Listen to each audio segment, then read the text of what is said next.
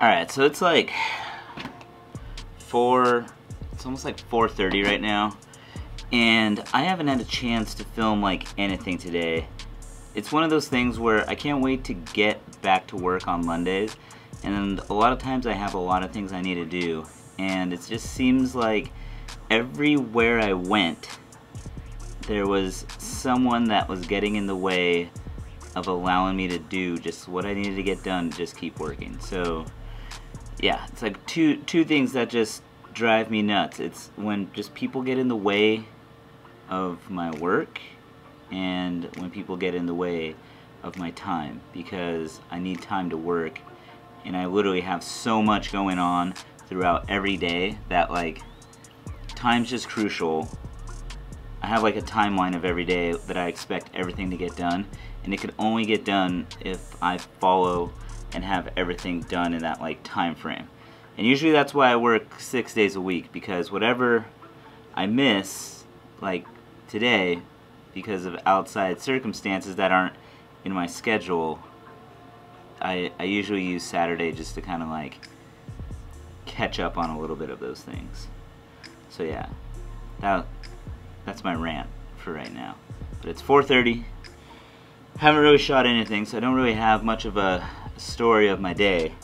But yeah, I took this front fork slider out of the bath I had it in, basically, with the whatever that's called. I always want to say Metal Rescue, but it's not. It's like the off-brand of it, and it did a really good job. I don't know if you guys could even see that, but there's still some pitting and things in here.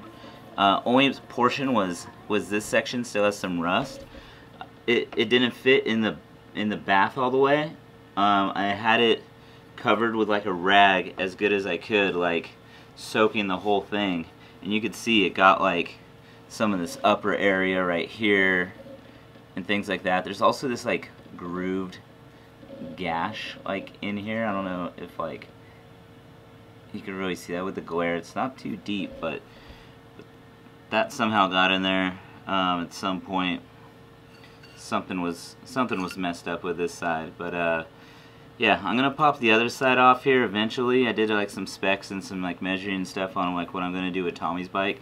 So I'm gonna disassemble the other fork. We're gonna try and get these cleaned up and everything while I'm working on Tommy's bike, so that'll give me a little bit of time. But it came out really good. I'm gonna just have to clean this up, and I have a little bit of like a solvent I could put on here that will prevent it from rusting again, and I think that's what we're gonna leave this to. I just wanted to give you guys an update on how well that worked compared to using like the navel jelly method and things like that. And what's nice about this stuff, like I said, it's like non-toxic, everything. Even if you have electronic components, you could throw it in there with those, and it won't mess up the electronics or anything. It'll just literally attack the rust, and that's it. So that's cool. But yeah, one thing I've been wanting to do, and I was gonna do it today and mix it in with the vlog, is I have a Q&A. I put out on Instagram questions for you guys to ask me. I save those questions and I give you guys some answers to it. So I'm gonna do that right now. It's basically all I have time for. I don't think that I'm gonna be doing much after this. I have some stuff I need to package and take to the post office, which I just had some of my problems with, but I gotta go back over there. So yeah, let me go through here real quick and get to the spot where I saved all these. Okay, so pulled everything up on my phone, and I'm gonna go over a couple of these questions that I have. So the first question I have is, are you going to make revisions on the Cougar? Yeah, I think I'm gonna make like a couple different revisions, maybe try out a couple different FPV cams that are coming out and everything. They're a lot smaller, so I might not need to cut out much longer on the bottom of the bottom plate. I could clean a couple things up there. Even though I do like having that skid plate, it seems like it does even add extra protection to the bottom plate in like a impact on the bottom. So we'll see which direction I'm going, but I do want to clean up a couple little things. There's not very much that I want to change on it. So just that being one of the things due to new technology of or just new cameras that are coming out. I don't want to say technology because I mean there's CMOS cams, but I think I still I'm leaning towards the CCD cam still more than CMOS. So other questions that we have is, are you a gamer? Yeah, I used to play like Call of Duty a lot.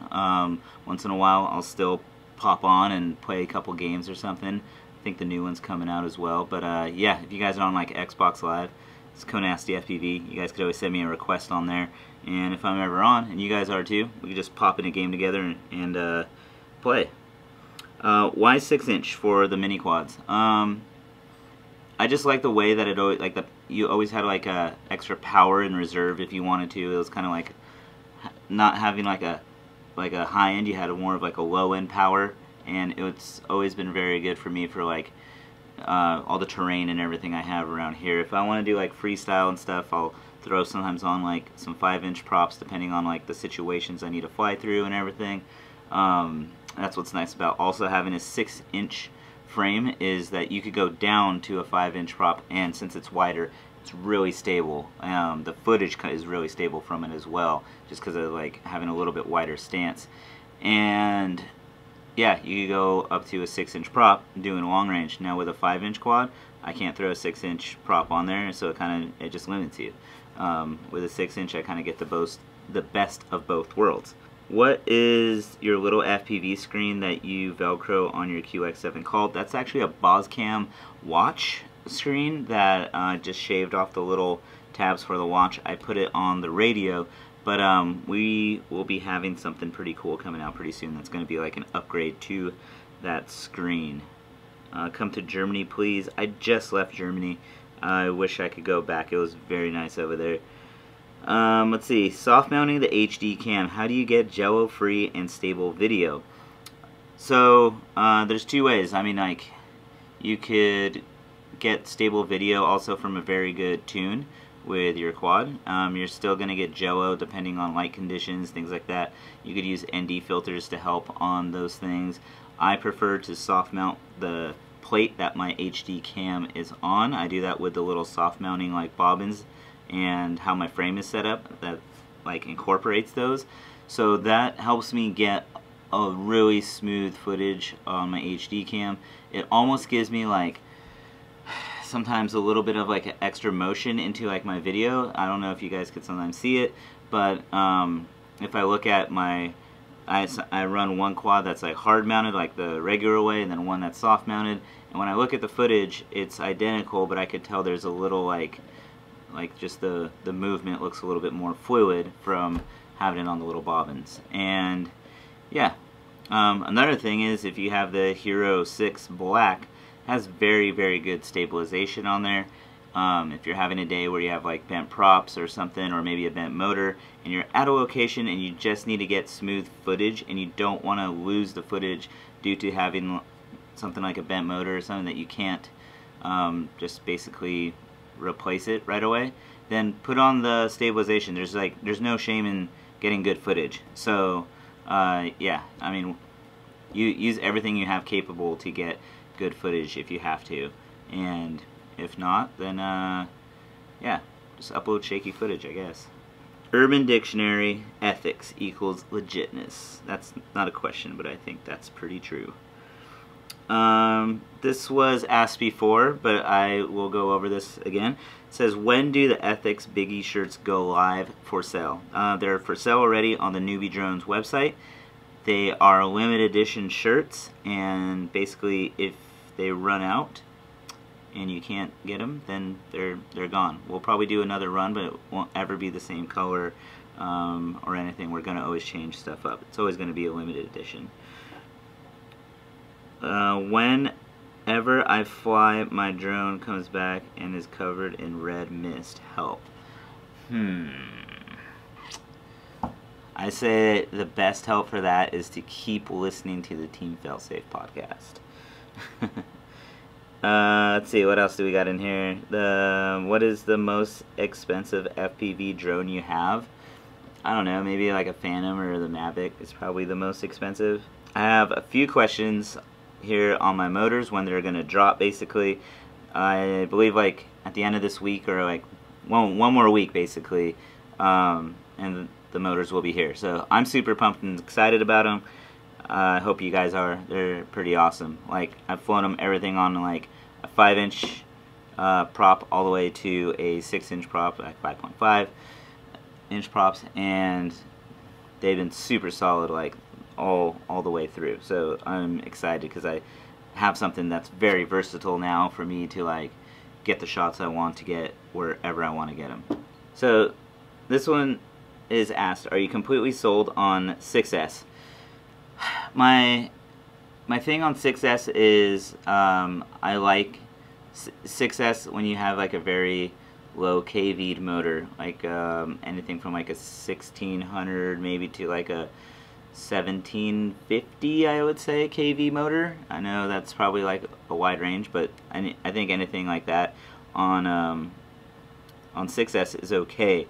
Now, that being said, I think that's okay like on more of the 5-inch range if you're going to be doing like some pretty hard freestyle, because you have to get used to like the throttle management. You're a lot lower on your throttle for most of the time, so it does expand your flight times quite a bit. You're not on the higher end of your throttle.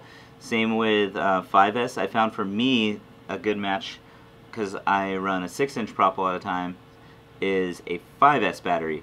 So the 6-inch with a 6S was always a little bit too much. It was too much power.